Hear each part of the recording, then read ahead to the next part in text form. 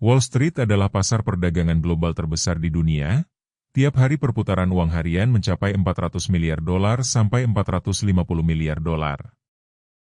Banyak perusahaan-perusahaan kelas dunia mencatatkan sahamnya di Wall Street, baik yang berasal dari dalam negeri maupun luar negeri. Lebih dari 5.000 perusahaan mencatatkan sahamnya di Wall Street, mulai dari kapitalisasi pasar yang kecil sampai ukuran mega ada semuanya di pasar ini.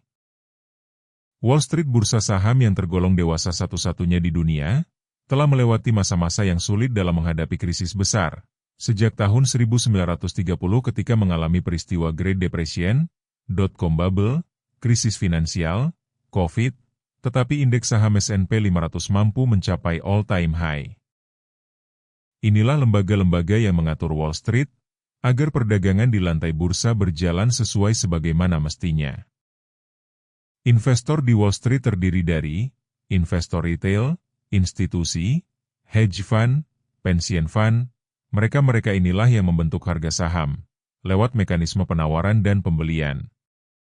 Dalam situasi seperti ini harga saham sukar untuk dimanipulasi atau digoreng-goreng. Inilah contoh pasar yang wajar. Pergerakan harga saham di Wall Street bergerak sesuai dengan fakta yang ada, dan tidak bergantung ke indeks bursa global lainnya.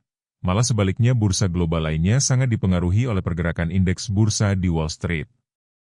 Jika data ekonomi makro buruk, pasar bisa merespon negatif, begitu juga sebaliknya.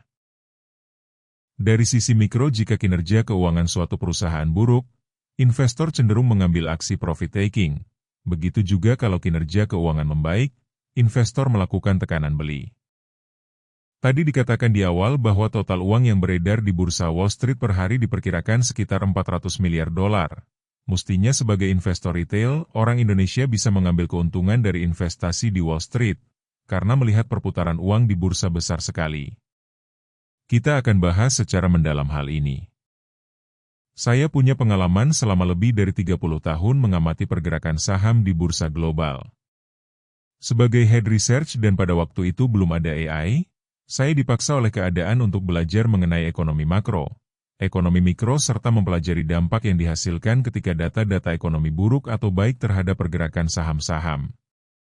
Sebagai seorang analis, dia harus bisa mengantisipasi bahkan memprediksi potensi yang bakal terjadi, dan memberitahukan hal tersebut kepada para klien.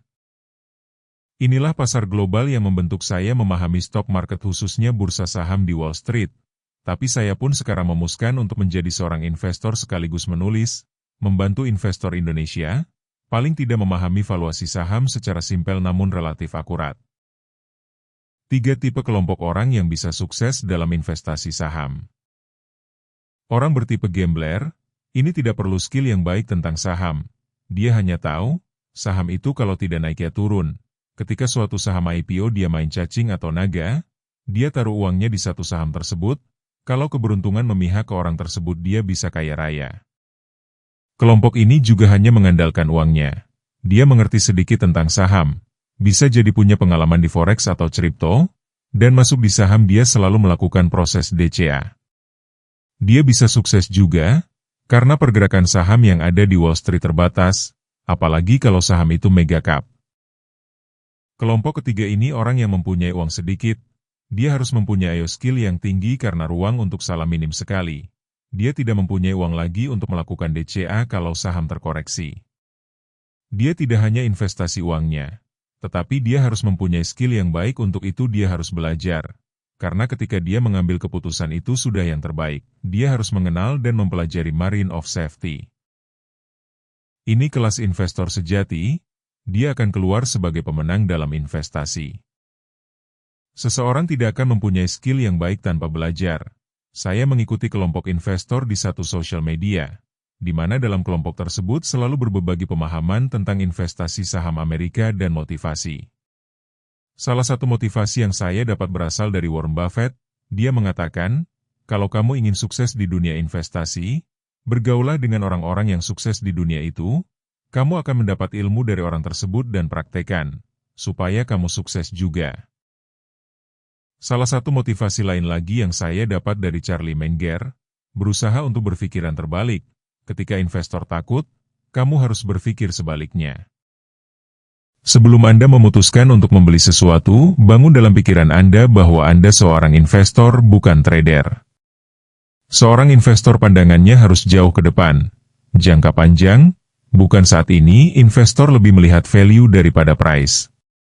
Jadi ketika pasar bergejolak jangan panik, karena Anda investasi untuk waktu yang panjang.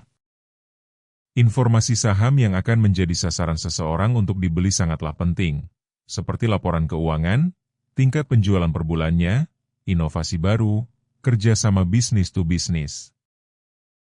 Melihat valuasi saham sangatlah penting agar kita bisa mengetahui harga saham sekarang berada dalam kondisi overvalue atau undervalue. Ketika membeli suatu saham pada level overvalue, maka risk exposure akan meningkat daripada beli di level undervalue. Disarankan beli suatu saham di level undervalue, kecuali pada saham-saham tertentu, biasanya mega cap, jarang sekali turun ke level undervalue. Ini adalah contoh valuasi sebuah saham. Valuasi ini berlaku dalam 1 tahun buku, akan berubah setiap tahunnya. Harga konservatif adalah harga terjauh yang bisa dicapai ketika suatu saham mengalami tekanan jual. Harga ini bisa saja terlampaui bahkan sekitar 10% sampai 20% di bawahnya.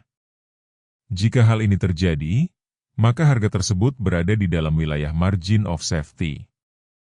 Dalam kasus tertentu, misalnya pada saham mega cap atau large cap, jarang sekali bisa menembus level konservatif, malah kadang di atas harga optimis atau fair value. Level historis adalah harga fair value sebuah saham, atau harga wajar saham pada 1 tahun fiskal. Level optimis adalah harga tertinggi yang bisa dicapai oleh suatu saham, terutama ketika suatu saham mengalami euforia yang berlebihan. Harga ini juga bisa berada 10% sampai 20% di atas harga optimis dan level ini adalah level premium. Investor harus melakukan profit taking. Wall Street bukan sekedar jalan di New York. Ia adalah simbol perjalanan manusia mencari peluang, menghadapi risiko dan membangun masa depan. Investasi di Wall Street bisa memberi keamanan, tapi investasi di pengetahuan akan memberikan kebebasan. Karena ketika pasar terkoreksi, pengetahuanlah yang membuat kita tetap tenang, tetap percaya dan tetap melangkah.